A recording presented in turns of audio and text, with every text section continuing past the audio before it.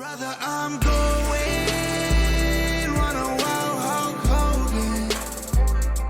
If I like it's a moment, I'll make sure it's an explosion. Cause lately I've been seeing stars, trying to kick out on this choke cord. But it's no holds barred, middle fingers like I'm Stone Cold. What is up, ladies and gentlemen? I don't know. We got to come up with a name for y'all, for the people who listen. You know, with the working name. I don't know. Meat slappers, slapping meat gang. I don't know that. What y'all want to be called? What do the community want to be called? Let me know. But thank y'all for tuning in to the Slapping Meat Wrestling Podcast. I'm We Too Deep. Let's we got a long show for you. I'm just a disclosure. It's going to be a long show. Before we dive into what we got planned, let's get some housekeeping. Not much. The first is, you're probably thinking, hey, We Too Deep, you said you're going to be wearing your new merch. Well, I have it here today. I'm just not going to wear it for two reasons. One, it's a little it's a little hard to see with the light. So here's the shirt. If you're listening on audio, go check out the YouTube, and you can see it. Here's the shirt. As you can tell, it's real hard to see the logo on it, on the black background. Probably should have gone white, to be honest with you. I think there's a white, a gray, and a black. But now y'all got to see what it looked like at least, right? So that's slappingmeatwrestling.com to go get the merch. You got shirts, sweatshirts, I think like stickers you can put on your car window. I think like a pint glass if you are an alcoholic like me. But the last thing with housekeeping, we'll go through this. We got a long show, so I'm going to try to speed this up. Is Slapping Meat brackets. We're still going to do it. I know I said, I think a couple episodes ago that I wasn't going to. We're still going to do it. However, I'm not going to discuss it on the actual podcast. I'm going to post the pictures in the Discord group. So to vote and to even see who wins, you'll have to be in the Slapping Meat Wrestling Podcast Discord link, also in the description. Come join the community, and join the fun. But other than that, let's get to talking wrestling. We got a lot of community questions and topics and different things to put on here. Probably the most I've ever gotten. So I appreciate you all who've asked these topics. Which is funny because I had already planned. I'll give sort of a BTS behind the scenes on my sort of process in doing this. I typically plan a show, and then based on how many topics, I know with DJ Wavy D, I'm down to get at least 3 topics each week because the dude's just a beast at giving me good content to make. I really do appreciate it. So I know I was going to get at least 2 or 3 from him. B Master's really good at bringing in some content, right? And so some questions. So I plan a show that always with the thing in mind of maybe I don't get questions this week, right? I still got to give you at least 30 minutes. So let's make a 30-minute, 45-minute show without the questions. And then maybe we can give them 15 minutes with the questions, depending on how many we got, right? I had to cut some back. I had to cut some of what I planned out because I had planned what was probably already going to be an hour-long show. And then I started getting all of these questions. I'm like, this is going to take forever. Like, we probably would have been here for 3 hours, which I'm sure y'all don't mind. But a lot of the questions that the community asked were already topics that I was going to talk about anyway. And so we will address those at the end like we always do. But let's get into what I had already pre-planned. We'll sort of break it down. Of course, the episode title being Make Wrestling Professional again. The sort of main thing topic right before we get into the community questions are going to be putting the pro back in pro wrestling. Let's make wrestling professional again. We'll explain more. I did something over the weekend that probably gives me a strike on the the casualness of my fandom, and that is I watched Impact Bound for Glory. I'm going to give a review of that, just a brief review on that.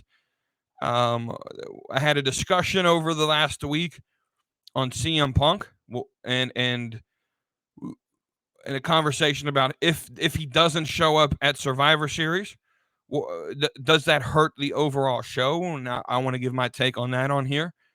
And then we're going to do a segment. I don't know if I'll do it every week, but I'm going to take a character or a faction or a group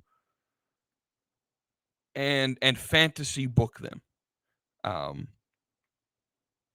And so I think that's going to be a fun exercise, especially with who I chose to do this week.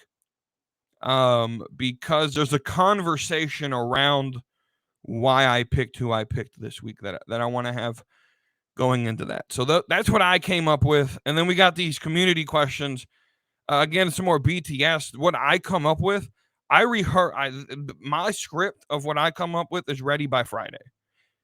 And I rehearse that part of the show probably every day, Thursday, Friday, Saturday, and Monday, right?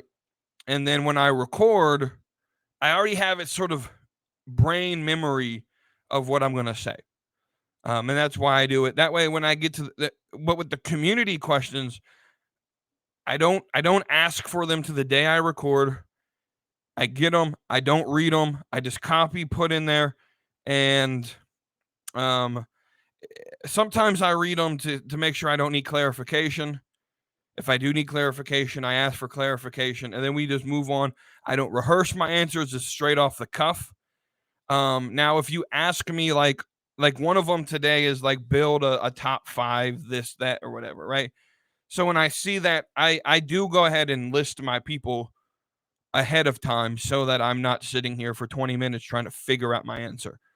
But I'm not sitting here planning out everything. So just again, that's just a little bit of the behind the scenes. Let's dig on in. We've rambled on long enough. Let's talk about the first question, and it's not very serious. It's actually, I wanted to start it off super light and just have some fun with this question. I was sitting down watching NXT last Tuesday, and Carmen Petrovic and Jada Parker came on as part of the women's breakout tournament. And the thought came through my head, where does WWE/NXT get all these baddies from? Like, where do they find all of these women who not only are athletic, but look good? Like, how come AEW can't find these people? How come these people don't go to the indies? Right? That's my question for you all. Why don't they go and try to build a career? Why did Jade Cargill use AEW as a stepping stone and not as the end? Right? It was a means to the end, which was always WWE. Right? Why does AEW, why does the indie scenes, why don't they seem to find these baddies who can actually work? Because let's just be honest. Let's have this conversation. I'm assuming most of the audience is male. That's my assumption. If you're a female out there, support. Thanks for supporting us. Salute to you. But let's just be honest. The majority of the wrestling fan base is male. So we can have the conversation of something we even sort of talked about a few weeks ago of creating a Divas division and having the women wrestlers, but then also having the Divas division where you can fight, but but you can also have the people who are a little bit more, I don't want to say sexualized, but more sexy, right? Where their sexuality comes out a little bit more. Someone like a Tiffany Stratton or a Mandy Rose, uh, NXT. Where are y'all finding all these women that just like, goddamn, like I'm gonna be completely honest with you, just there's a more than enough cake to go around in NXT, man. More than enough cake to go around. I just, because let's just be honest. Like when you look at the independent wrestling scene, and when I got into wrestling again in 2014, 2015, and I really got into the independent female wrestling scene, which the people that I sort of clinged to, Gigi Dolan, or at the time Priscilla Kelly, JC Jane went by Avery Taylor on the indies, Deonna Purrazzo, Santana Garrett. Most of them have either worked for WWE or currently with WWE or in major promotions, or in the case of Santana Garrett, I'm pretty sure she's retired at this point, but she had a big career and impact. I think she went by Tiffany on an Impact. But if you look at the sort of landscape of the female independent scene, I find two things. You're either you have the uber athletic female who ain't that attractive, or you have the super attractive female who just can't play sports to save their life. They're there to cosplay. I find a lot of cosplayers in women's wrestling, right? You get someone, I mean, but WWE is not immune to this because they get someone like on Raw with Tegan Knox. I'm pretty sure it was on a Raw match, and I'm pretty sure it was shit. I don't even know who she was fighting. It probably could have been against Natalia, but it looked like she was running in slow motion. Like we got some girls that wrestle that can't have no athletic bone, a gene in their body. But somehow NXT has managed to find these athletes who are Class A NCAA athletes who are fine, and they're bringing them in. WWE got some baddies. I don't know why that came to my head while I was watching that match. It was a pretty decent match, by the way. But that's the first thing we're gonna talk about. What y'all think? Let me know what y'all think about it. Why does it seem like the attractive, athletic females seem to find their way to WWE, right? And not other wrestling promotions. Why do you think that is? Let me know what y'all think. All right, let's go ahead and talk about Bound for Glory. That impacts WrestleMania, basically. I'm not going to spend a lot of time on it, seeing as probably most of the audience didn't watch it. I don't want to spoil it, but I also don't want to waste a lot of time on it. I will say this. There are going to be spoilers because I'll talk about the results. So if you want to watch it and you haven't, sorry, just a warning ahead of time. I'll say this. Let's start with this. I don't think I've watched Impact in several years. Just a little back and forth. I went to Bound for Glory 2014. I don't remember what year it was. McIntyre was still there. The Hardys were still there. I remember Kurt Angle, I think, did a match against Eric Young, I think. EC3 was there. Tyrus, I believe, was there. No, because 2014 was when they went to Japan. Yeah, it was 2015. So Bound for Glory 2015. I was there. I went to that match or to that card. Um, um, and I, I enjoyed it. It was thoroughly nice, but I don't really think I've really kept up with Impact since about that time. On a week to week basis. Every now and then I'll check in on it. I see some results of it. I know a lot of the roster um, that's there.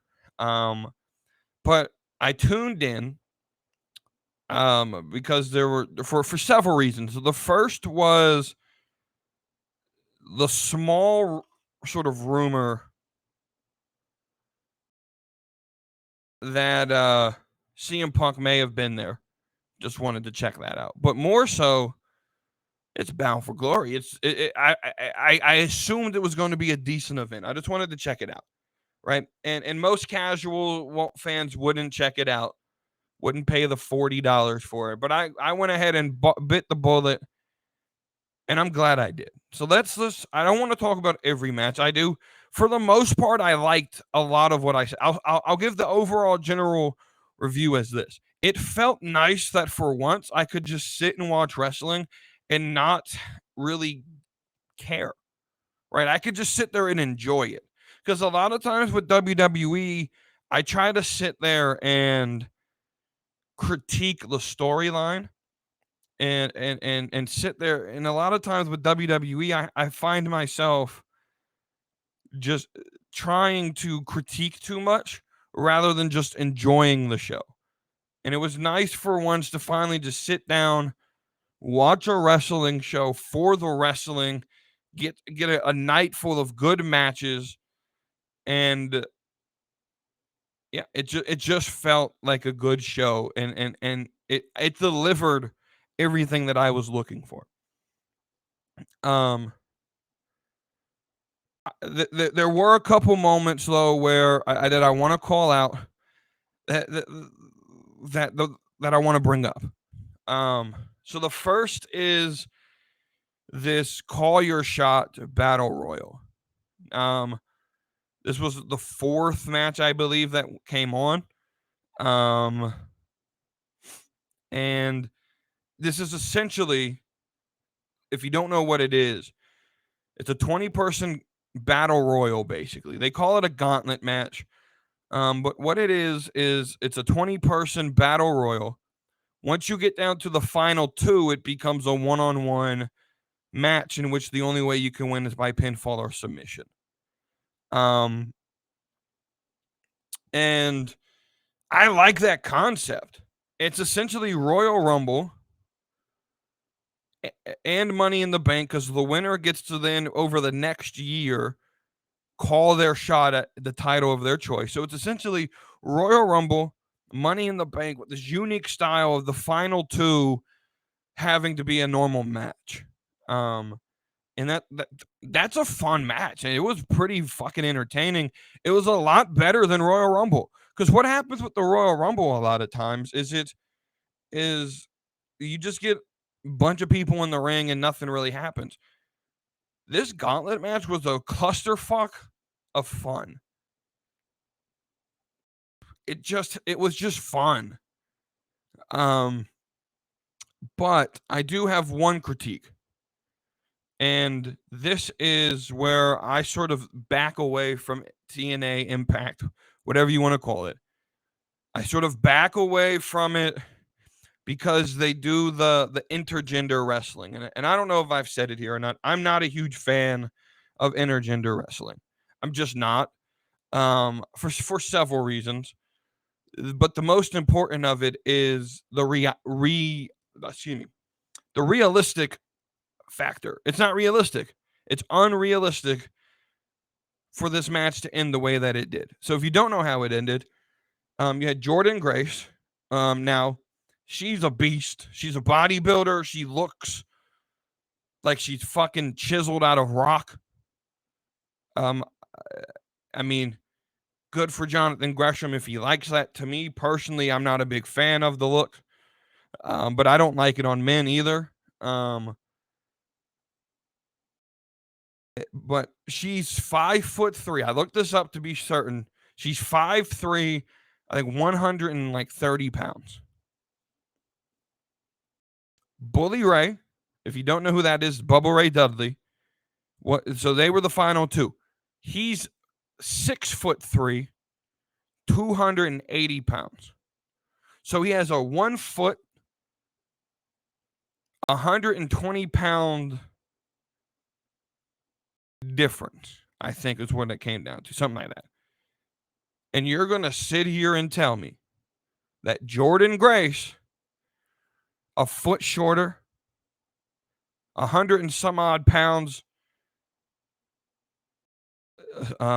less weight, she's muscular as fuck, but even like, we can't just ignore the biological differences in muscle mass and bone density of males in general. You just can't ignore that. And the realistic factor, the fact that it is unrealistic, and we're gonna have people come back and like, oh well, it's all scripted. Okay, yeah, but you can script reality, right? At least when you script it, you have to be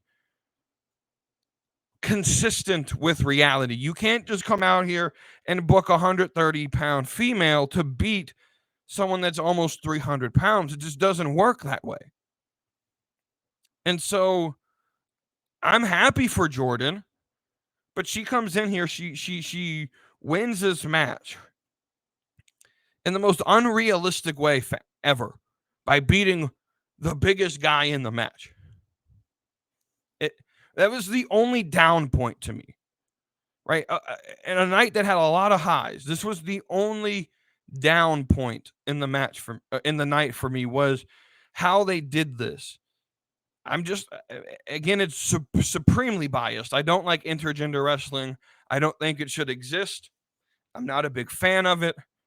But so, right, you know what the high was, and this is going to surprise a lot of people, was Will Ospreay's match. I'm a big fan of Will Ospreay now.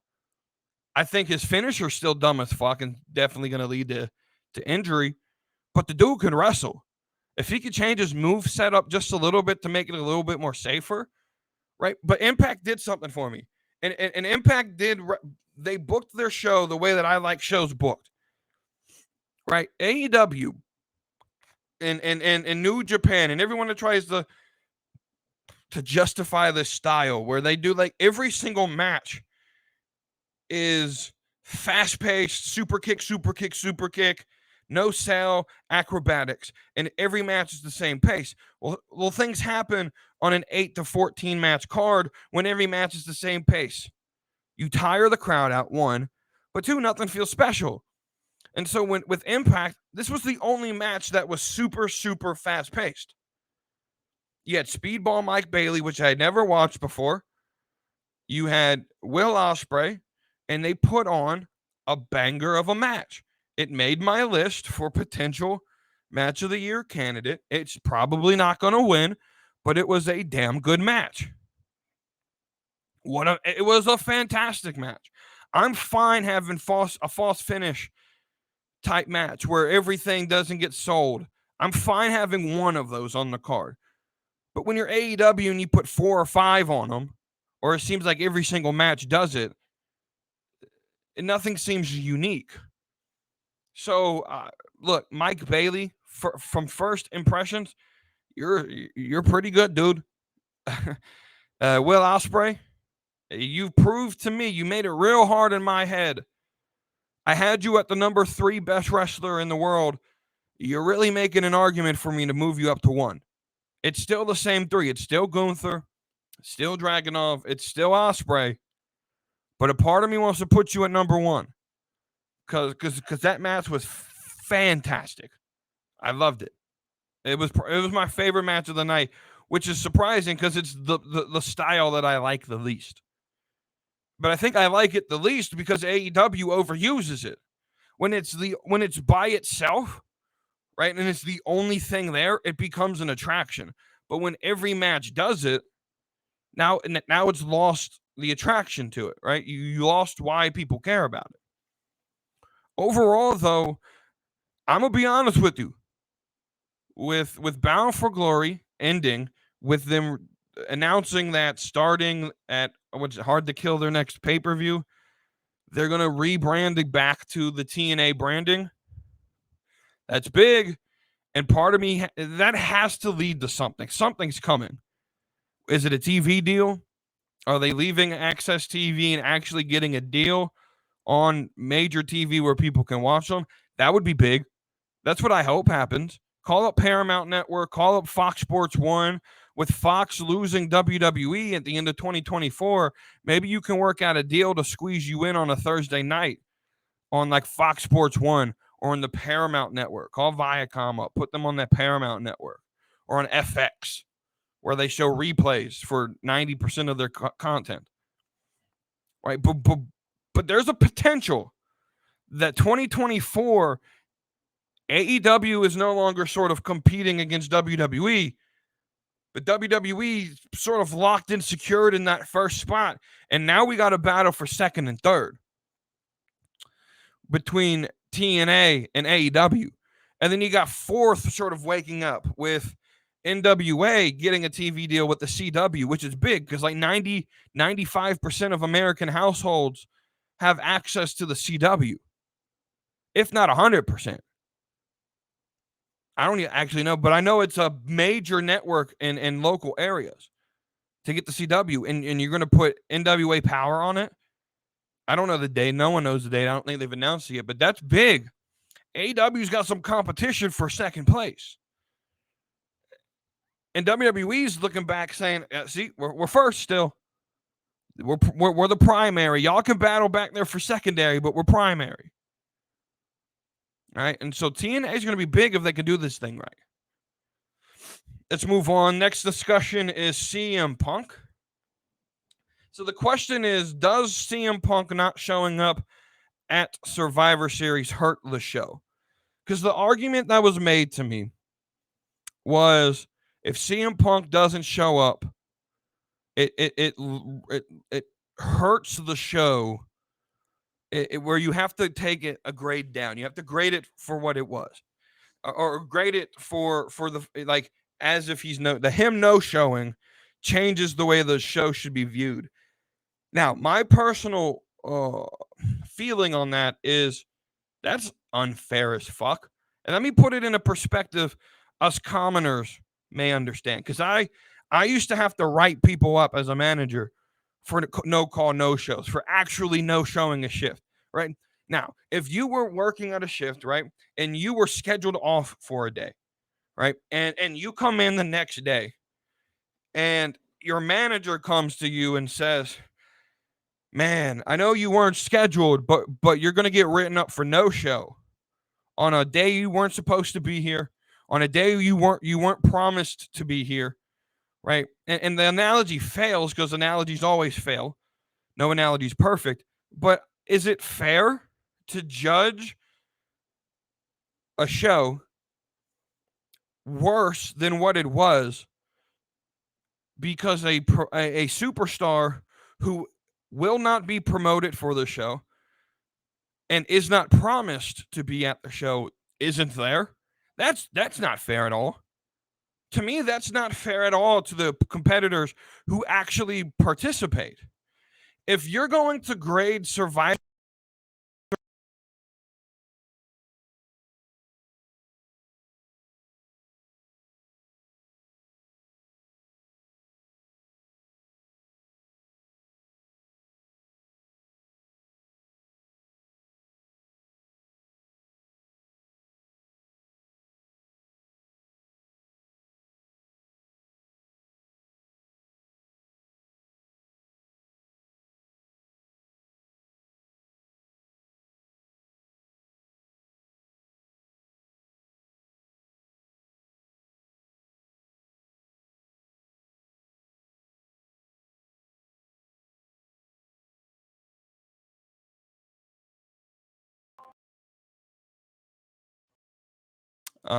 there we go. Sorry about that. We had something just messed up with my mic.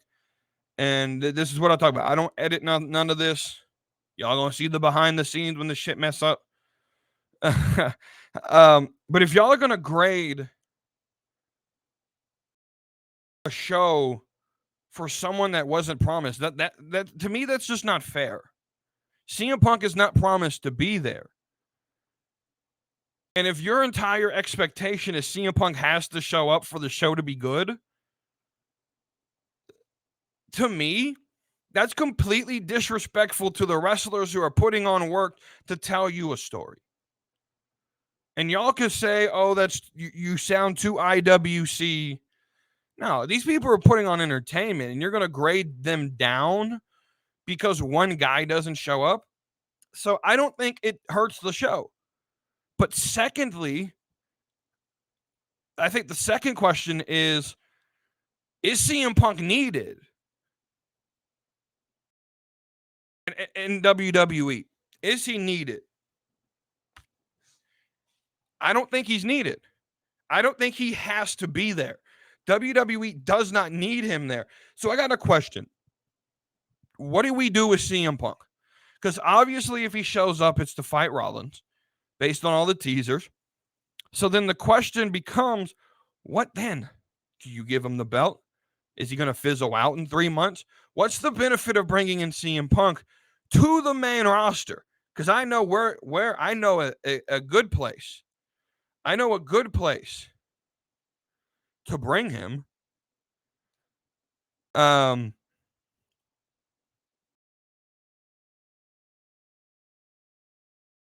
know a good place to put him. NXT. Build a faction. Braun Breaker, CM Punk, Cora Jade, Karrion Kross, Dijak, Scarlett Bordeaux, AJ Lee. I've done this before. Yeah, I called it the NWO, but you don't have to do it. I've already come up with another name. Call it the Voiceless. CM Punk doesn't have to talk. He can or wrestle. He can just talk. He could be the voice of the voiceless. And it's just a faction of people who are tired of being left behind. They're going to take their place, right? It's Dijak who's tired of time after time being ignored, and he's going to go take the title. And it's Braun Breaker who's just there to cause destruction, and he's tired of waiting in line. He's going to go take his place.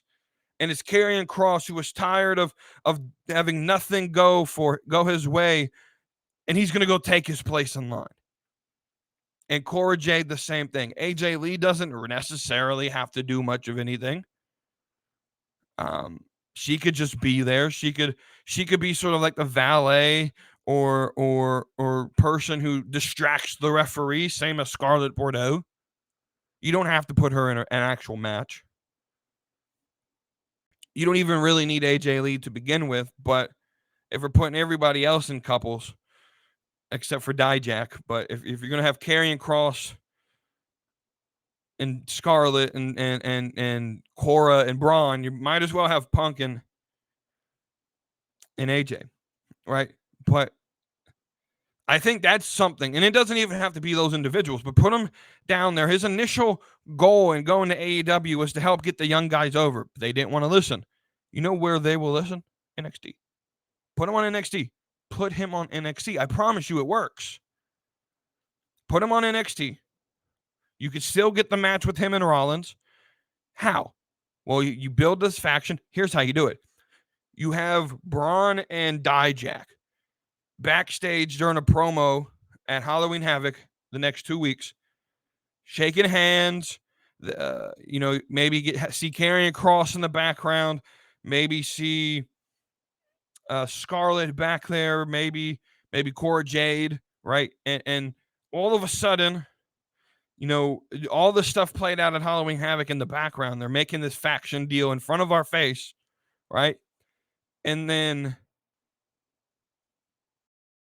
Crown Jewel,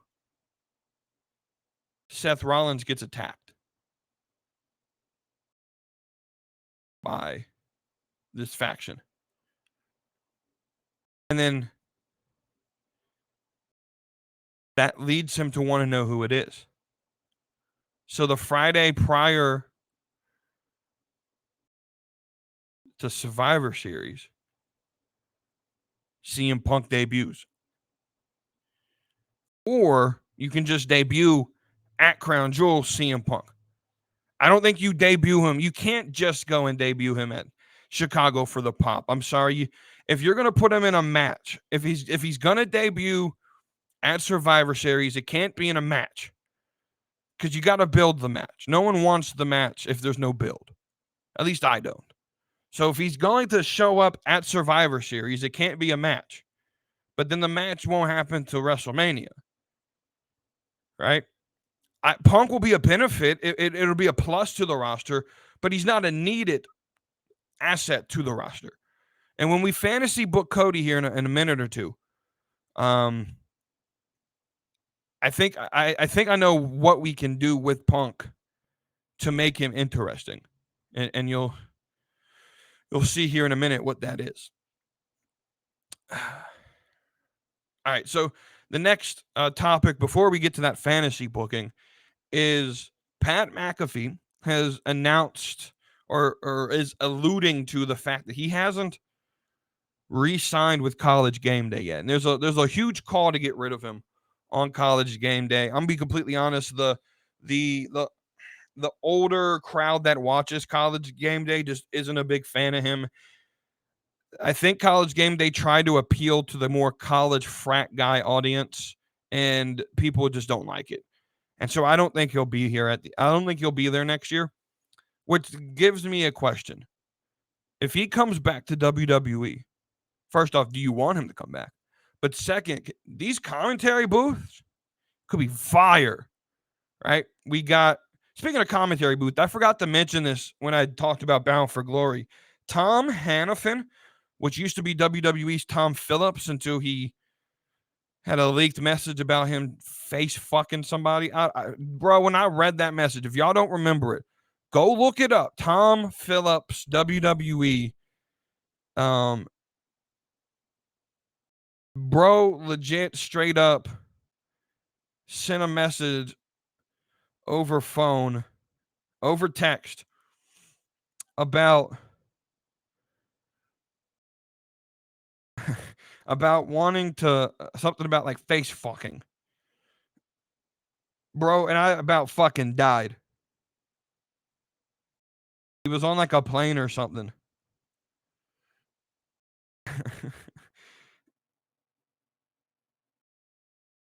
And I died when I saw that shit. Dude was a fucking good announcer too. And then he's partnered with, I think his name is Mal or something. It's Aiden English. That was his wrestling name in WWE. He used to be Miro's guy. He was with Simon Gotts as well in the Vaudevillains. Matthew Rewalt, I think is how you say his last name. The pairing for commentary, they challenged for the best in the business. That was a solid commentary table. I really enjoyed it at Bound for Glory. But if McAfee comes back, look at what WWE could have. You could have Cole and McAfee on SmackDown. You'll have Vic and Booker, which I think is a solid pairing. I know people hate Booker, but I love Booker. He adds a comedic element to the commentary, which I if I could fucking learn how to talk, I enjoy. And then you could have Raw, where you either do the two person booth of Barrett Graves, or you could do Barrett Graves and Kevin Patrick, which I you don't need to keep Kevin Patrick. WWE, you could release him. If McAfee comes back, just go ahead and say, hey, Kevin Patrick, you're gone. But yeah, so what do y'all think? If McAfee comes back, do you want him? Is he going to come back and do commentary? And what do you think about those commentary booths? Those are fire, don't you think? All right, so now we got two more things to talk about here before we get into community questions. We're going to fantasy book Cody real quick. And the conversation around this is, do we really need matches that are always heel versus face? Because I don't think you do. My priority when I watch a show is to figure out your motivation for doing something, right? And I get it. The story should be good versus evil. but the motivation for why like, I don't care if you're good or evil. I want to know your motivation for why you are what you are. And WWE does a very awful job at describing motivation. But for Cody, they've given us a good motivation that I think can tell a good story. That motivation is I've come back to win the WWE championship because my dad can never do it. So he wants to prove it to his dad that he's, he wants to do something his dad couldn't do. He wants to prove to his dad that he's a star, right? If you watch the documentary, that's been his goal. He wanted just to prove himself to his dad, right? He wanted to get outside of saying, because everyone was like, oh, there's Dusty. Like, can you imagine being Dusty's son and having to live in that shadow of never being able to live up to what Dusty Rhodes was, right? And so to prove to his dad, but I think it's also the sort of added motivation of he didn't like me, right? He had Dusty's kids in NXT. So to beat Seth Rollins is added motivation, seeing that Dusty's kids was basically what Seth Rollins was. He was the top Dusty kid. Like, that story makes sense. And so you can use this motivation that he has, right? And the way we tell stories now is completely backwards to actual reality. Let me explain. We tell stories with the notion that all people are good and some people choose to do evil. That's completely backwards from reality. In reality, the natural bent of man is to evil. Our natural state is to choose to do bad things. That's why it is so easy for us to steal. Right? It's why it's so easy for us in our natural state. When pressed to do something, stealing is natural to us. Right? The natural bent of man is to do evil. And so that's how we should tell this story. It's not that Cody's being corrupted. It's that everyone is already corrupted, but most people have the self-control to fight back the urges, right? So everyone is evil. A lot of people hold back their evil tendencies. That this is the natural state of man. We all choose to do bad things, but we live in a moral society. Have you never questioned why our laws say do not murder, why we need to put those in place, why we need to have laws not to murder somebody and not to steal and not to rape? We need to have those in place because the natural bent of man is to steal, murder, and rape. And in a moral, ethical society, we have punishment for that because that is the natural bent of man. And so the story shouldn't be, the story's not going to be Cody's a good guy who gets corrupted. We don't need that magical force to corrupt him. He's already corrupted. The natural bent of himself is already corrupted. Cody's just been able to withhold those urges and self-control those urges. But when he's faced with an idea or faced with the opportunity, and there's a movie called Nefarious. It was released earlier this year. And Nefarious, without spoiling the movie, because I really would recommend you guys check it out. It's a guy on death row. He committed murders, very gruesome murders. They don't show him in the scene, but they describe him. Basically, he strangles them to death, and he's on death row. It's the night of his execution. He's claiming insanity, and he's they send in a doctor or a psychologist, basically with the idea of you either say he's insane or he's stable-minded. If he's stable-minded, we kill him, right? And so the doctor gets into the room, and he's met with a demon. The dude's demon possessed. And it's not like super scary. It's more of a thriller. Think Screw Tape Letters and Silence of the Lambs. not like The Exorcist. It's not scary, it's more of a thriller. And the demon talks to this doctor about like the plan to destroy mankind. And there are religious tones to it, but it's not a religious movie. It's not going to sit there and like force it down your throat to where it's uncomfortable. A lot of like religious movies are super uncomfortable to watch. But it talks about like small.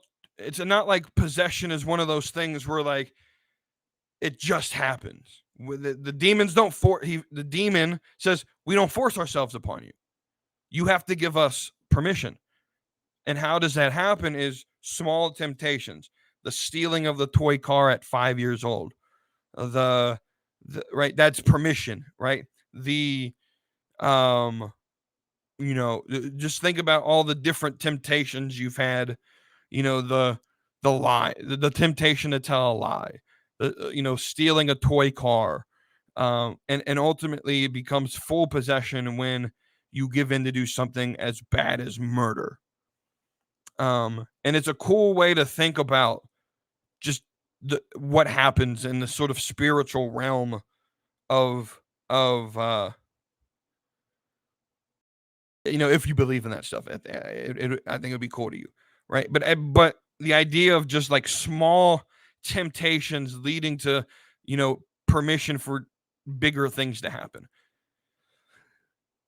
So how do you do this? How do you turn Cody? First off, this gives Cody a lot of character depth, which I would appreciate. How do you do this? Well, after Survivor Series, we're going to enter what I call the 8 weeks of hell. It's the 8 weeks between Survivor Series and a Royal Rumble where Triple H has got to figure out what the fuck to do because they don't do anything in December. Right? It's the month of December and January, where it's like 8 to 9 weeks where it's just if it's bad, it's bad and people tune out. Like last year was bad. 2022 into 2023 was very bad. Triple H really did bad at it. I think it's going to be better, but here's a way you could do, right? Seth Rollins is going to need an opponent at Royal Rumble. Well, here's an idea. Let's hold a tournament, a 16-man tournament that could span that 8 to 9 weeks to figure out the number one contender. And you put in, right? You put in Jey Uso. You put in Gunther. You put in Chad Gable, Cody Rhodes, Finn Balor. You bring up maybe 2 people from NXT to participate, maybe some people from SmackDown to participate, right? CM Punk debuts at Survivor Series. Adam Pearce comes out and says, whoa, whoa, whoa, wait a minute. Adam Pearce is the good guy. He's you got to earn your stripes to get what you want, right? He's that type of guy, right? You have to earn the opportunity. And so he says, you know what, CM Punk, if you want a shot at the title, hey, join this tournament. And so you have Punk, you have Cody, you have Jey Uso, Gunther, right? And you get to a point where your final 4 is Jey Uso versus Cody Rhodes, and someone, it could be Gunther, it could be Gable versus Punk. Punk's a heel, so I would put in a face just for the hell of it because you don't want to have. I mean, you could really do whatever you want there, but Punk wins. Punk's going to the finals of this tournament. How does Cody play into this? Well, match 1, he wins clean. Say it's someone like Akira Tozawa, right? He wins clean, nothing happens. But notice the motivation. The motivation is he wants to win the title for his dad. This means at any means necessary. This might be the last opportunity he gets, right? Any means necessary. So week 2 comes in, match number 2 comes in. He's now in the quarterfinals, and he's fighting somebody, and you could start to see him sort of second guess himself and sort of talk to himself about, I got to finish the story. I got to prove to my dad, right? He's just, you could see he's talking to himself. And he sort of gets this, deadening like look inside of him where he sort of switches into corrupt Cody mode, right? Where the natural bent of who he is as evil comes out, and but it's small. He rolls somebody up, and instead of doing nothing and just doing a normal pin, he grabs the tights, or he grabs the rope for extra momentum and wins the match, right? Because any means necessary to prove to his dad. And now the corruption is coming out. And the week after, it's a step further. Maybe it's the ref gets ran into on accident, and he sees, again, this thing happens where he sort of just stares at the turnbuckle, takes the turnbuckle cover off. Ref gets up, he's sort of hiding it. Guy runs in, whoever he's fighting. Let's say it's Jey Uso at this point. It's the semifinals. He's fighting Jey Uso, right? Jey comes running towards the corner. I mean, this is his friend, right? This is the guy he brought over to Raw. He would never turn his back on him, right? They're buddies. He uses the exposed turnbuckle as Jey runs towards the corner. He gets out of the way. Jey goes face first into the turnbuckle, turn around, crossroads, 1, 2, 3. Now he's in the finals of the tournament against CM Punk. Winner gets a shot against Seth Rollins at Royal Rumble. Now it's something like brass knuckles, right? So it plays out, exposed turnbuckle, turnaround, crossroads. CM Punk kicks out. He goes and complains to the ref. No, ref, that's 3. That's got to be a 3, right? And the ref's telling him, no, it's 2. And CM Punk comes to hit him from behind, and he gets out of the way, hits the ref. In that opportunity, Cody Rhodes takes out some brass knuckles, hits CM Punk. Another ref comes out, crossroads, 1, 2, 3. Now Cody is going to fight Seth Rollins. Now he's got the opportunity. And now it's Cody versus Seth. And it's any means necessary at this point, right? He's slowly being corrupted. And then the opportunity strikes for him to use a weapon. Ref again is down. Weapon is used by Cody. He wins the title. Well, CM Punk doesn't appreciate that. Now, the thing about this is Cody Rhodes, the character, right? Cody Rhodes outside of the ring doesn't realize that he's doing these things. Y'all ever do things like you just don't realize you're doing? He doesn't realize what he's doing because to him, he's able to explain it as I just got to finish the story. And Jey comes in and says, yeah, well, you're cheating. And Cody's like, no, it's I just got to finish the story, man. Right. And you can sort of feel for him because, he goes on these promos like he normally does about his dad and crying in the ring like he normally does. And you can still feel for him. But at the same time, he's sort of deceiving everybody. And so now he's champion. CM Punk doesn't appreciate it. Cody Rhodes is still sort of good guy Cody. CM Punk comes out and says, Cody, you cheated. I don't appreciate that. I want you at WrestleMania. Or you don't really need that right here. What happens at Royal Rumble? Well, CM Punk can't participate in the title match. CM Punk wins the Royal Rumble. Give him his moment there. He wins the Royal Rumble. So now it's CM Punk versus Cody Rhodes. Well, Seth Rollins is not okay with how all this is taking place. Seth Rollins says, no, Adam Pearce, I want a rematch. He cheated. And Adam Pearce says, you're right. He did cheat. Hey, Seth, Triple threat. Well, here's the thing about a triple threat. What just happened? You allowed for cheating to happen. Weapons can be used. There's no disqualification. So corrupt Cody doesn't even need to cheat. It's because it's not cheating. But he comes out and he uses weapons and the turnbuckle. And he's any means necessary, and he retains the title. This also gives CM Punk something to do, because now he can start the actual feud against Seth by going to Seth and say, man, if you would have just let me have it, if you would have just let it be a singles match, he would not be champion. But you walked in and you gave him exactly what he wanted. He deceived you into giving him exactly what he wanted. And now you have full heel Cody Rhodes at WrestleMania.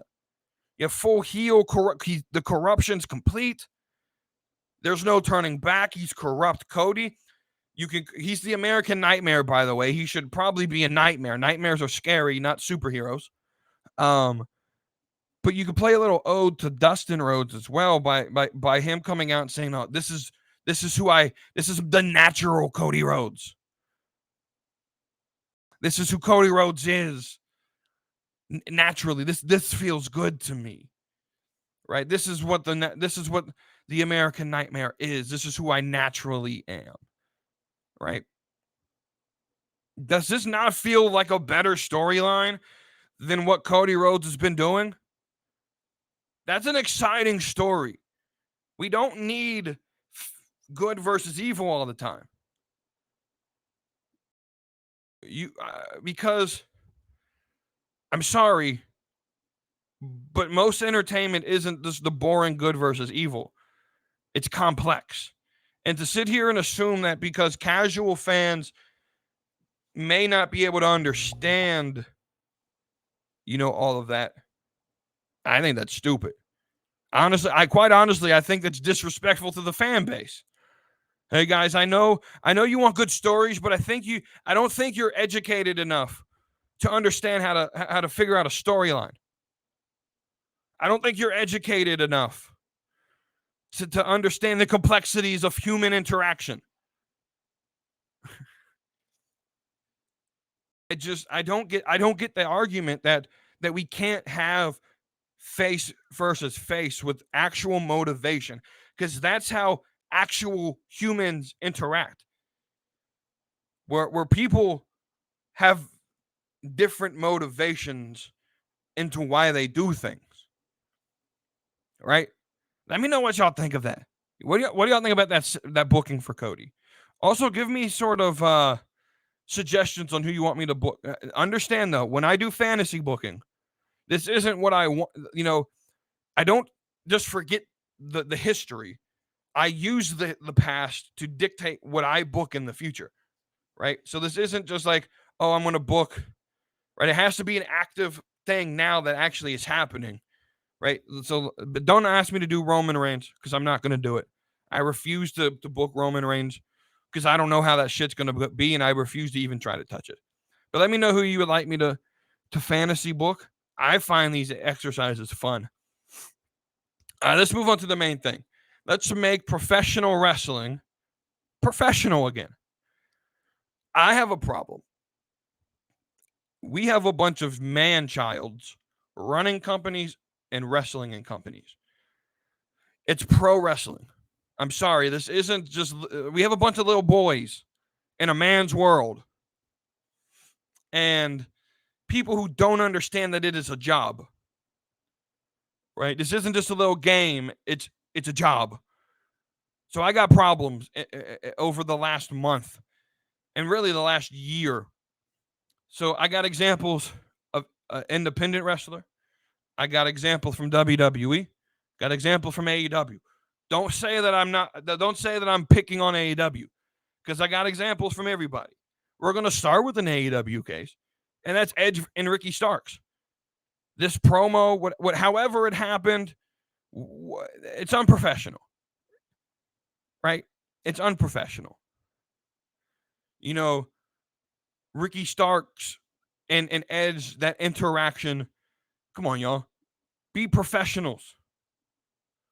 There's no need to get I don't know. I just, from my understanding, that wasn't agreed upon, that went off script. That's where it becomes unprofessional. If that was the script, then you're just doing your job. But it's being reported as going off script, which means you went into business for yourself. That's unprofessional. You can't do that. There's no reason to bring that up just to get a little pop. Right? But at the end of the day, that one's going to go away. I don't necessarily really care about that one.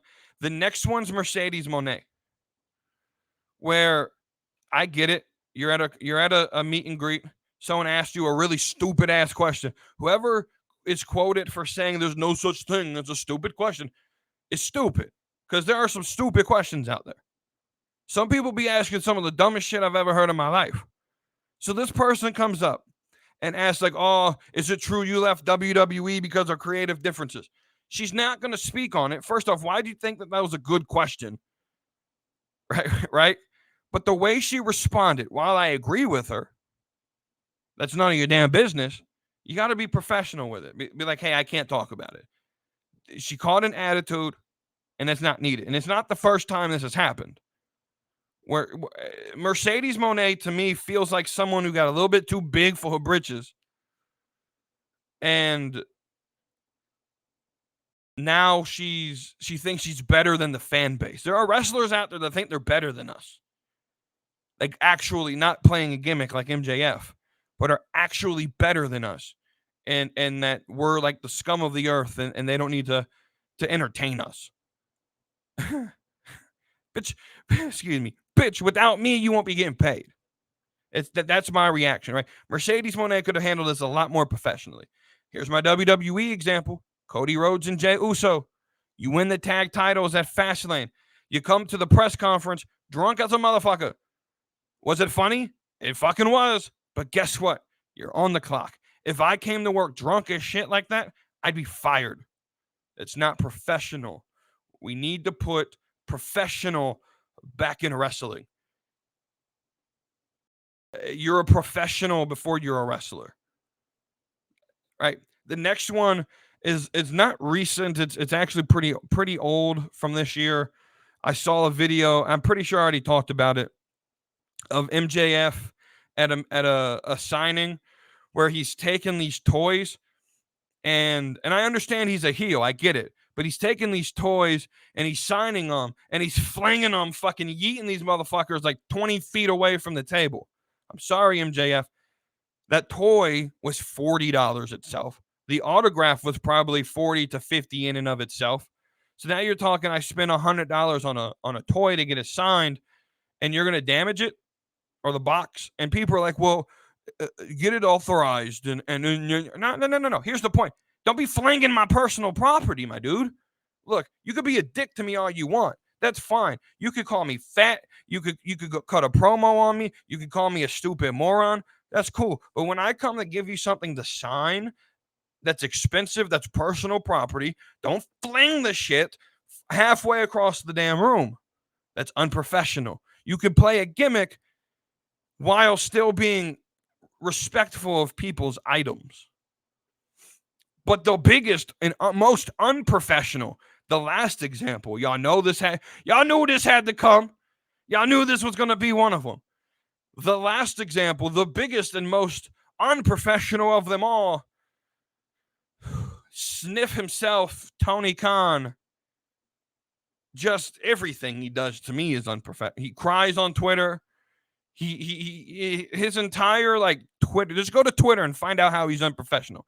There's too many examples for me to say. Tony Khan, y'all, you need to become a professional, dude. What do you think? Am I being picky? What do y'all think? All right.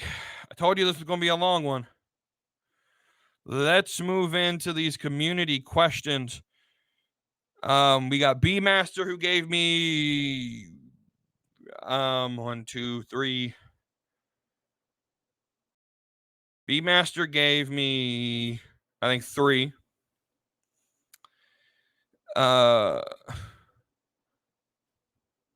Wavy D gave me 4. And then we had the Witters, who gave me like 4 as well, I believe. So all of you, thank you for the questions. There's a lot of them here. We're going to go through some of them as quickly as possible. Some of them require more insight. Let's go ahead and dig down into this. All right, so B Master asks, with Jade and Brian Pillman coming from AEW, who else would you like to see in WWE? Pick one male, one female from TNA, AEW, whatever promotion you want. So one male, one female. I did do a little bit more because I couldn't come down with just one male. The female's obvious. If y'all know what I like, it's Deonna Purrazzo. Deonna Purrazzo needs to be in WWE. She's my favorite woman wrestler in the world. She's so much better than Impact. No offense to Impact, but she's so much better than Impact. Now, when it comes to male wrestler, I went farther down the indie tier. So there's 3 tiers in wrestling. You got primary, that's WWE. They got that locked, sealed, they're locked in that position, right? Second tier, middle tier, that's NWA, New Japan, AEW, TNA. Those are, we're on TV. We got streaming deals. We're kind of a big deal. We can somewhat compete with WWE, but we're not WWE, right? And then you got third tier, tertiary tier, independents, right? And that's the way that I view it, right? They're stepping stones. So I run the independents so that I get a contract to AEW or New Japan or TNA, and I use that contract to get a contract at WWE. That's how I would view it. The end goal should always be WWE. Anyone that says AEW is on the equal playing field to pro wrestlers gotta be fucking stupid. They gotta be fucking stupid. I couldn't pick one male. I went to third tier because there's some on the third tier that aren't even recognized by second tier, and they should be. And so I'm going to start with, I don't even know if all of these guys wrestle still. I'm going to start with a guy named Drew Adler. Now, all of these are local to the Carolina region, Georgia, Carolinas, Florida region that I've seen on the indies. So Drew Adler, bro's a beast. Bro's a beast. We got a guy. His name also here, Cam Carter. Y'all need to look this guy up. Y'all need to look Cam Carter up. In fact, I may put videos in the Discord of each one of these guys so you guys can watch. If that's something y'all want me to do, let me know. Cam Carter is a better Ricochet. He's a better Ricochet. I think he's better than Ricochet, but he's fast. He's lean.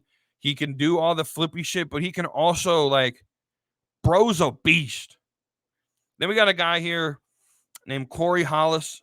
Wasn't a big fan of him at first, but as I continue to watch over 2019, I think he's WWE worthy.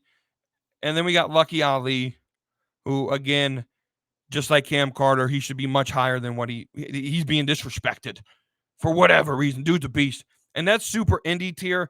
I guess if I were to go, my normal answer, if from the middle tier, it's Will Ospreay, but I felt that was taking the easy way out. So I gave you 4 other guys, 1 to go research and go watch some of their matches. And 2, I think they're better than where they've been in their career. And I wish they would have gotten some opportunities or get some opportunities. I don't know if they wrestle still, to be honest. My local indie scene hasn't run a show in 2 years now, and their website don't work. So I don't know. There's no announcements on anything about what happened with it. So I don't know what happened, but I wish they'd come back or at least give me an example. But anyway, next question. I think also from B Master, I believe. With wrestling as a whole, they lean towards you already knowing everything about a superstar. How would you change the system so it caters to casual fans and bringing in new audience? The same way WWE does it, right? WWE, for every match, they give you a recap of every story. It's just recap, right? And we got to do a little bit. WWE isn't perfect. You got to do vignettes for if you're watching the show and you don't know who a person is. You gotta explain it. You can't just expect me to know it. And so vignettes explaining who they are NXT does a very good job at this. Of this is who I am. This is a 2-minute introduction of who I am, what I'm about, and what I'm about to do. Right. So yeah, I think WWE's as close to do it. So mimic that. Don't do AEW where they just expect you to know everybody's backstory. You gotta give recaps to stories. You gotta give introductions to new characters, right? B Master then asked if you were no, I don't know if it's B Master or the Witters. I didn't write these down like I should have. Someone asked, I don't know if this has been asked before, but if you were given full control of AEW for a year, what would you do? This one's tough. If I was given full control of AEW, so the first thing I'm doing, I'm be completely honest, we're axing Rampage, we're axing Collision. Those are done. They're not getting ratings. There's no reason to have them. No one watches. The same like 300,000 people watch both shows. No one watches them. So cut them. You know what that also means? This roster bloated as a motherfucker. We're cutting half the roster. I'm not kidding. 50% of that roster is cut on the first day that I take that, right? It probably won't even take me all that long. I'll get the phone call. Hey, you got the next year to make AEW better. You start on this day. You start on January 1st. Oh, okay. That gives me 2 months to figure this shit out. On January 1st, half the roster's cut. On January 1st, half the roster is cut. Because AEW's too bloated. And then I hire a booking team.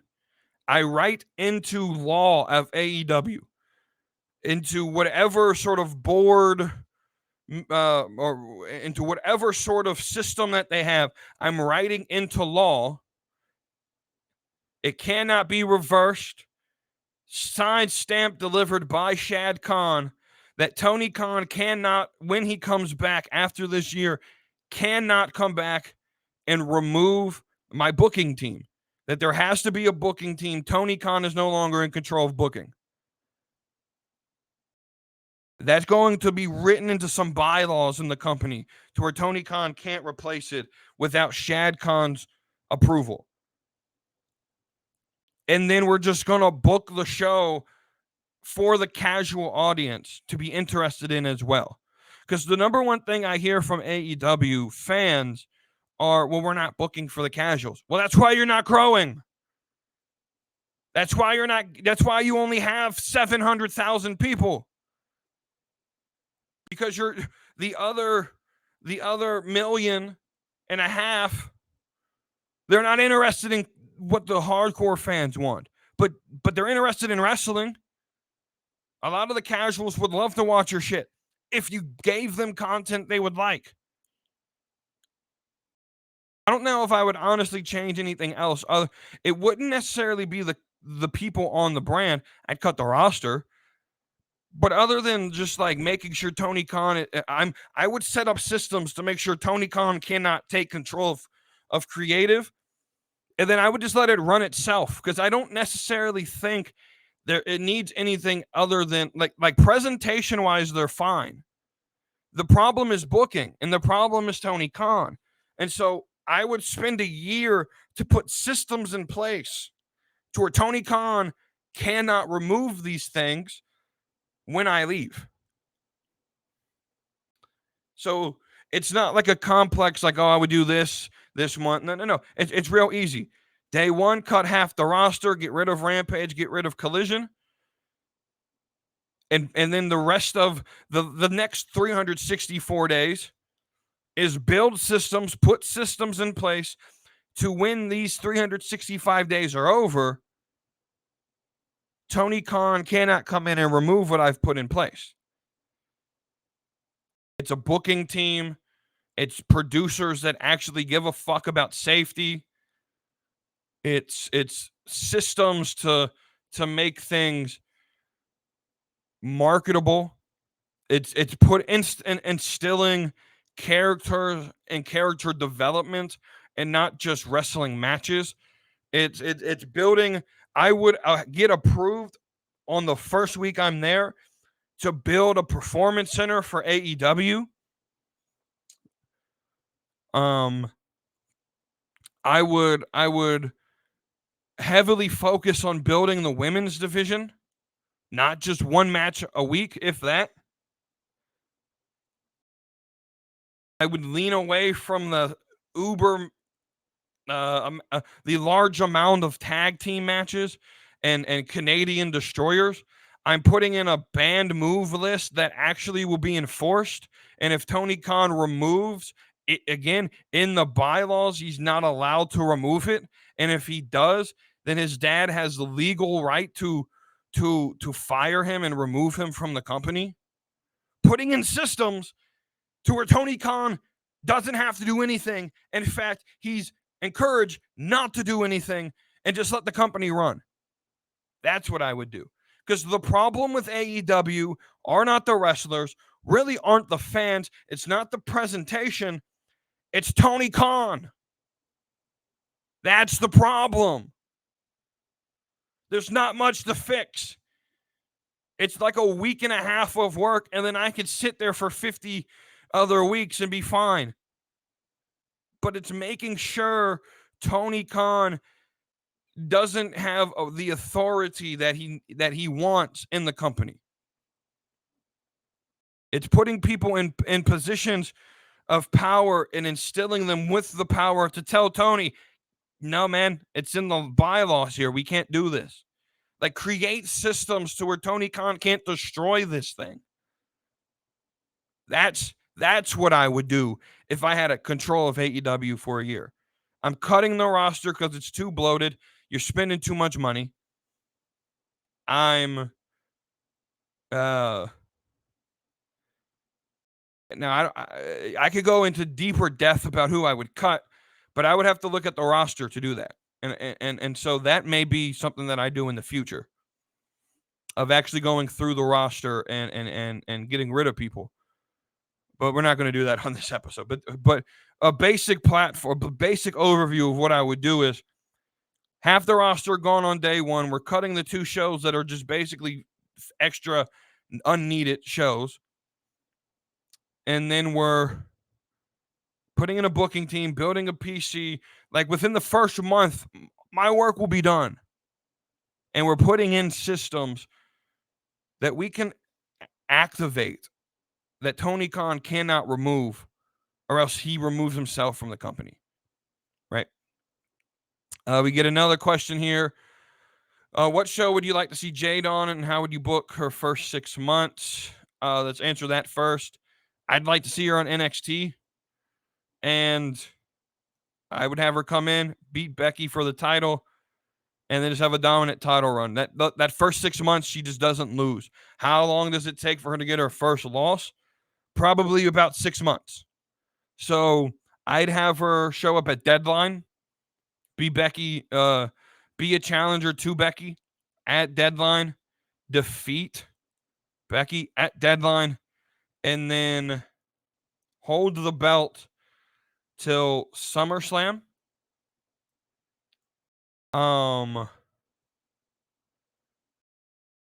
Where I think by this point, NXT will be considered like a third show, and we'll have at least 1 or 2 matches on SummerSlam next year, with Jade being one of them, where she's in I would make it a triple threat,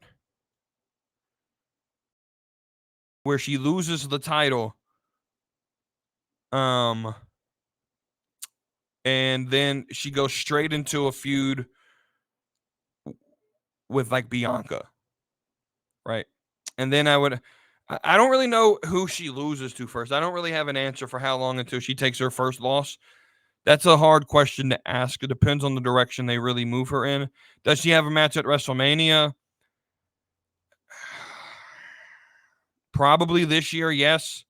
I probably wouldn't, but she probably does this year. Again, probably Bianca. I really believe that Bianca's moving to a story with Jade. I think that's where it's going. And we got a question about Bianca in a minute, so I'll explain more. And does she get a title shot before WrestleMania? Yeah. In my booking, she wins the NXT Women's Championship in December. I think that's the best way to do it. We get into DJ Wavy D's questions now. He gave us 4. So first up is, I'm a big fan of a traditional 5v5 Raw versus SmackDown Survivor Series matches. War Games is cool, but I don't want a forced War Games that doesn't fully fit with the story. Do you think WWE can build a strong enough story of tension that warrants a War Games? The answer to that question is no, I do not. My response that I want to give to you, Wavy D, is you and me are on the same wavelength here. War Games requires 2 factions that hate each other. You know what we don't have right now in WWE? 2 factions that absolutely in storyline hate each other. We don't have the necessary ingredients to make a War Games match. Here's also my thing. War Games is becoming overused. We can't make War Games a weekly thing, or excuse me, a yearly thing. Then it becomes like Money in the Bank, where it's overused. It becomes like Royal Rumble, where who cares about the Royal Rumble pay-per-view other than the Royal Rumble matches, right? And I got a theory on that you could, why not do the Royal Rumble match at WrestleMania? I think, and then give you a year to call your shot, or to call to pick your winner. Make the Money in the Bank and the Royal Rumble the same match. I like that idea, right? And so I'm with you there, Wavy D. I just don't think there's enough to make a War Games. You can't just walk William Regal out and say War Games and think that it's going to actually mean anything. There's no story there. So I agree with you. I am a bigger fan of the 5v5 standard Survivor Series match. All right, his second topic. Most rumors and sources are stating that TNA will not be returning the 6-sided ring with the rebranding. Should they at least bring back or redo the whole arena and stage setup? The current Impact Arena setup is so bad, it looks bland like a training school. How does TNA take full advantage of this attention and returning eyes that are going to give them another chance? So first off, I agree. Their arena setup, it's not just wrestling school. It's like independent, bingo hall setup. Because that was the feel I got when I saw it on was it Saturday? That's what it felt like. It felt like bingo hall independent show. It was fine, but yeah, you're right. TNA needs to come back with a splash.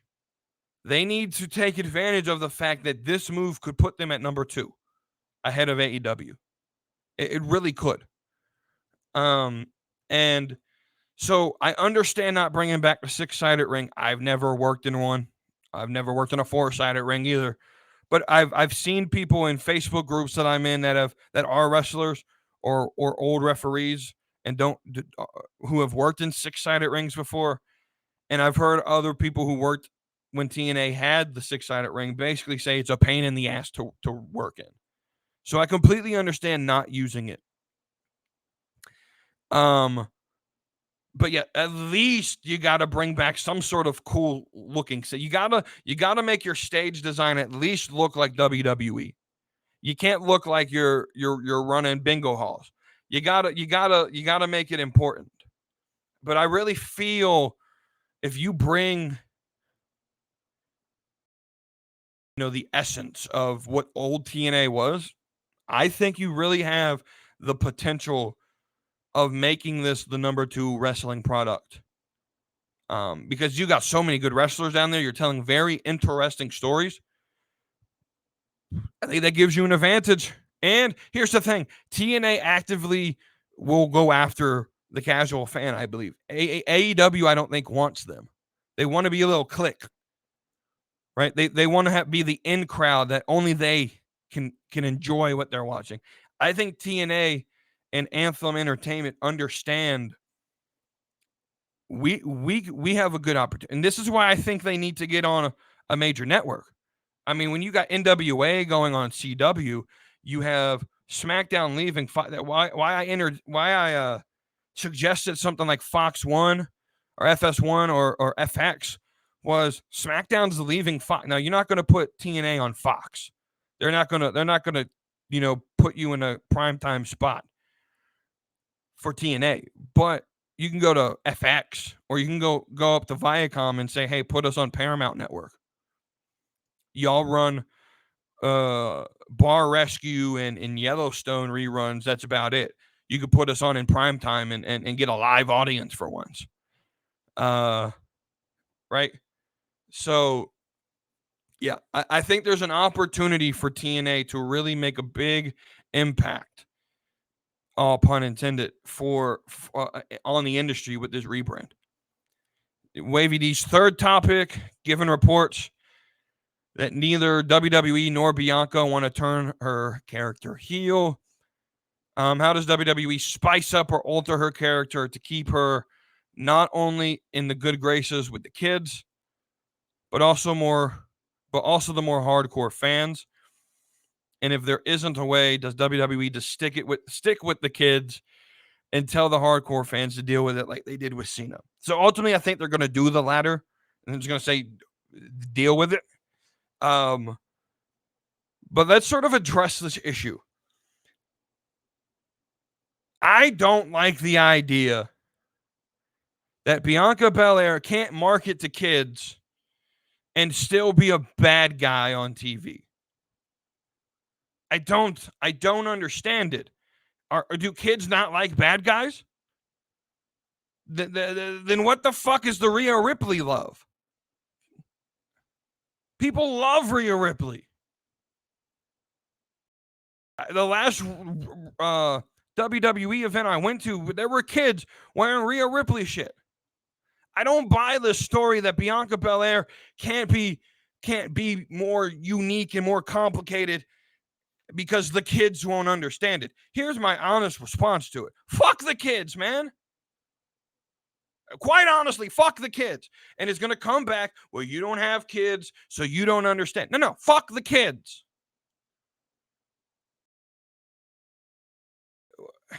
We got to stop fucking lying to these motherfuckers. Right? We have a generation of Gen X and the millennial generation who have no trust in each other, and the government, and religion, and people. They struggle with relationships because they have trust issues. And why the fuck is that? Because growing up, we grew up in an entire generation where we were lied to about everything from in our childhood. We were lied to about Y2K. We were lied to about the government lied to us about weapons of mass destruction. Our parents lied to us about Santa, the Easter Bunny, and we cultivate this. We got to stop lying to motherfuckers. Look, there's a reason I don't have kids. One, you need a second partner here to you can't make kids by yourself.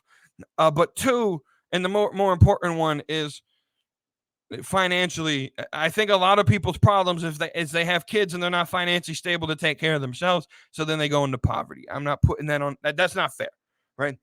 But let's just be glad I don't have kids, because I'm in the wrong generation to have kids. I'm in the wrong world to have kids, because I'm the type of motherfucker. My kids would be the kids that would ruin Christmas for your kids, and I would be sitting there smiling while they did it.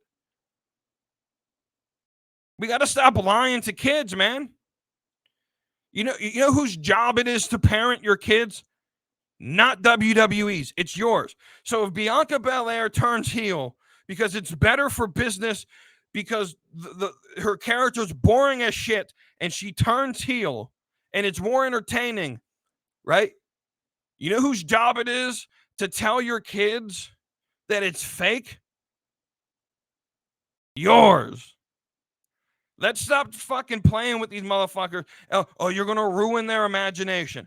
No, the fuck. You know when I figured out that Undertaker and Kane weren't brothers? When I was like 6 or 7. You know when I found out that Santa Claus was fake? When I was like 6 or 7.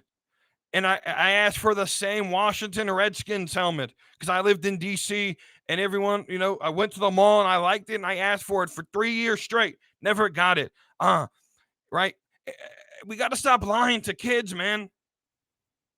This is an issue that really bugs me, right? I would be the parent that would completely be okay with my kids walking up to your kids and say, man, you believe in Santa, you're a fucking dork. I would be the parent that would encourage that. We got to stop lying to kids. Tell them that it's fake. It's okay. Tell them that it's entertainment. Tell them it's not real. That they can just enjoy, right? That Bianca's really not a bad girl. She's not really evil. But this is entertaining, isn't it? It's a lot better than her playing fucking Wonder Woman.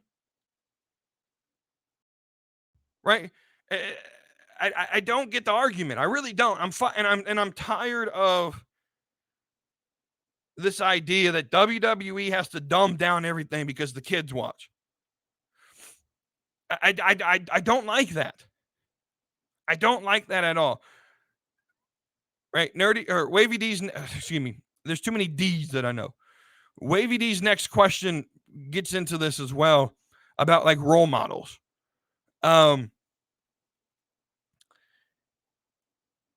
You could be an evil character on TV and still be a role model for kids and do Make-A-Wish. I don't understand this idea that Bianca Belair can't do both. Why can't she be a heel and then still do Make-A-Wish? Some people like bad characters. Some people like the bad guy. I don't understand the idea. I just don't understand it. So, personally, I think WWE just, you don't necessarily need to turn her heel, but her playing Wonder Woman or Captain Marvel, that's not working for me. I'm sorry. Nobody wants another fucking Super Cena. No one wants that shit. And at the end of the day, we don't need TV just marketed for kids. Because who's actually watching the product? Your 5-year-old, your 7-year-old. No one can. No one can. At the end of the day, no one actually really cares. Like, I don't know about you, but when I was 7, there's a reason I stopped watching wrestling when Stone Cold left. Because my dad wasn't interested in it anymore. And we had one TV, and what was on TV? Whatever dad wanted to watch. We got an entire generation of kids right now that are spoiled because they get everything they fucking want. We got to stop lying to them. We got to stop spoiling them, these motherfuckers. Sorry, I get frustrated when it comes to these type of talks because we've created a society of people that just expect that whatever I want, I need to get. And that goes for adults and that goes for kids. Look, fuck the kids. Fuck the kids. Put on something that is entertaining for the fan base that actually spends fucking money.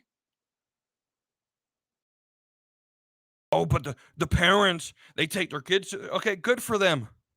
I don't understand this argument. I don't understand the argument of Bianca Belair can't be a heel because we might lose some kids. I don't get it. And I get she's a role model. But guess what? She could be a role model and still be a heel. Or she could still be a role model and not fucking be Captain Marvel. You don't have to turn her full heel, but give her some depth. Give her something that's entertaining. You don't have to make her bad. Just don't make her fucking kick out of every move. Don't have super strength. We don't need that shit no more. We got to be past that. We got to be past that. That's not real life.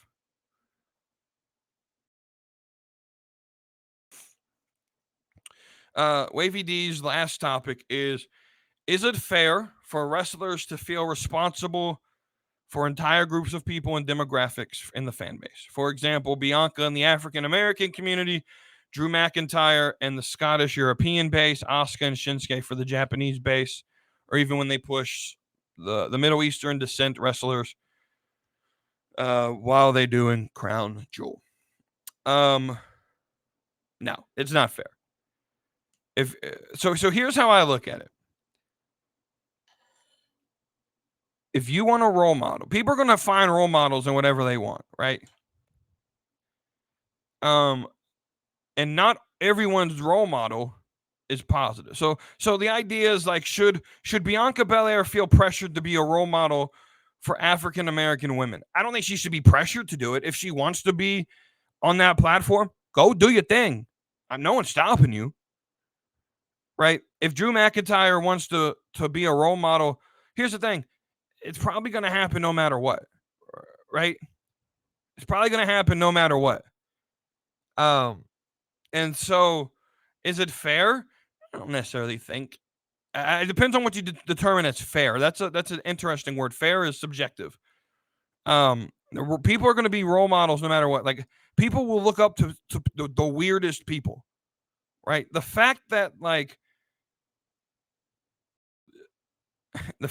someone like Rihanna or like Beyonce or someone's role models, or people are looking up to these women rappers that are promoting promiscuity and all that shit, right? People look up to who they want to look up to, and that's on them. And so I don't really have an answer for this question, because it depends on what you determine by fair. But I don't think Bianca Belair should be pressured in a way to where hey, Bianca, you represent every single black woman or little girl. Because not every little girl wants to be Bianca Belair. Some little girls want to be Rhea Ripley. Some little girls want to be Tiffany Stratton or Becky Lynch. So I don't think it's fair for Bianca to be the one, like, she has to be the role model for the little girls, right? Or Cena has to be the role model for the guys. I didn't look up the fucking John Cena. I wanted to be Randy fucking Orton or Triple H, right? DX, and I wanted to be rebellious. I wanted to be Stone Cold. I didn't want to be John fucking Cena. That's boring. That's just how I feel, right? That's just how I feel about it. And so if you look up to Bianca, or if you look up to Drew, or you look up to Shin, or if you look up to someone, here's the thing. People just want to be represented. People want to be represented. And so, hey, look, Bianca Belair is representation, and representation matters, right? But is Montez Ford not the same type of representation for black boys, African American boys? And he turned heel. Is there a difference? I don't think there is. He's on the same level as Bianca was.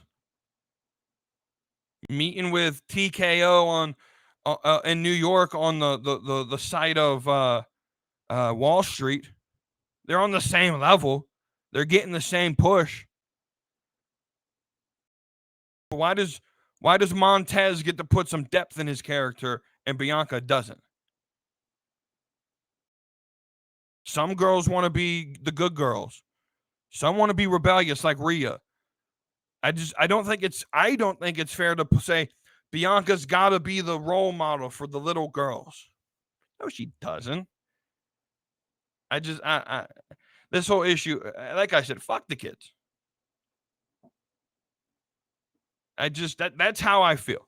And y'all going to look at me and say I'm wrong. You don't have kids. You're young. Wait till you have kids and you'll find out. No. Y'all want your kids to believe in like fairy tales. I'm going to tell my kids how to live in real life. Right? That's what's going to happen. All right, we gotta push, fire, and bury, and the three teams are Viking Raiders, DIY, and End of Shear. So I'm gonna piss some more people off here. We're burying Viking Raiders because they're already 5 feet underground. Let's add them the extra 6 and put in their fucking shit. Hey, ain't nobody give a fuck about them. So who we pushing? Who we firing? Let's go ahead and piss people off. We're firing DIY. We'll explain why in a minute. Why are we pushing End of Shear? They're big. They're meaty. No, they're honestly, I believe, a more interesting team. And here's the thing.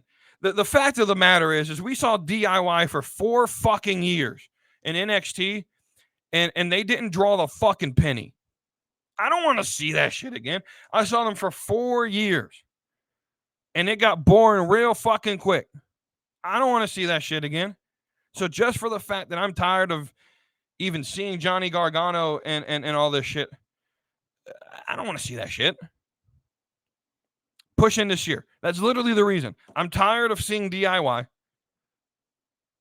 I don't understand why people want to see them. They're not interesting. They're not entertaining.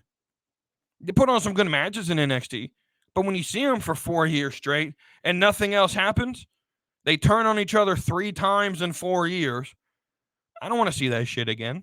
What, so we can get another fucking heel turn by Ciampa destroying Gargano again? I don't want to see it. We get another question here. Build a current roster 5v5 Survivor Series match, WWE versus AEW. So I'm going to do this for the men and the women because it wasn't specified, so I'm going to do it for both. So let's start with ladies first. Women always go first. So let's start with Team AEW on the women's side. I would have Britt Baker because, let's just be honest, Britt Baker wouldn't allow the match to happen if Britt Baker wasn't involved in it, because Britt Baker is, well, she's a bitch. So Britt Baker. I'd also have Jamie Hayter. I'd have Toni Storm, Chris Statlander, and my sort of wild card on this, just based on what I see being booked right now, is Willow Nightingale. She's getting a lot of push in AEW. So I would put, with Britt Baker, Toni Storm, Chris Statlander, Willow Nightingale, Jamie Hayter against, and it's not even close, Jade Cargill, Charlotte Flair, Bianca Belair, Becky Lynch, and Tiffany Stratton. And WWE wins in a clean fucking sweep. That's how I book that match. WWE wins in a clean fucking sweep because we got 99 overalls in every position. And AEW got the fucking middle schoolers. It ain't no fucking chance there. Let's move to the men. Team AEW. You start with Adam Cole. You move on to Bryan Danielson, Kenny Omega, MJF, and probably the biggest pushed star in AEW over the last year has been Orange Cassidy. So you put him there because for whatever reason, they love to put him in big spots. So Adam Cole, Bryan Danielson, Kenny Omega, Orange Cassidy, and MJF versus Roman Reigns, LA Knight, Seth Rollins, Gunther, and Dominic Mysterio. And again, WWE wins. Probably not a clean sweep, but I could see them winning with like 3 people still remaining. Right? But again, Adam Cole, Danielson, Omega, Orange Cassidy, and MJF versus Roman Reigns, Seth Rollins, Gunther, Dominic, and everyone say with me, LA Knight. Yeah. So that's how we do that. That was quick and easy. And then we'll go to the last question here. Name your top 5 NXT stars or tag teams that you would like to see called up soon. There's a lot. But Roxanne Perez, there's nothing for her to do. Move her up already. Gallus, the Creed brothers, Carmelo Hayes, and Ilya Dragunov. So y'all want to answer all these questions, you can go to the episode discussion tab channel on the Discord in the description. Thank you all for listening to another episode of the Slapping Meat Wrestling podcast. I'm We Too Deep. Don't forget slappingmeatwrestling.com. You can go get your merchandise. Again, the Discord's in the description. If you're listening on podcast networks, leave a review. And if you're listening on YouTube, like, share, subscribe, share it with your friends. Let's build this community. Thank y'all for listening. Thank y'all for all the questions. I really do appreciate it. Let me know. Give me feedback on what you think of all this. And I'll see you on the next episode of the Slapping Meat Wrestling podcast. Brother, I'm going run a wild Hulk Hogan. If I like get some moment.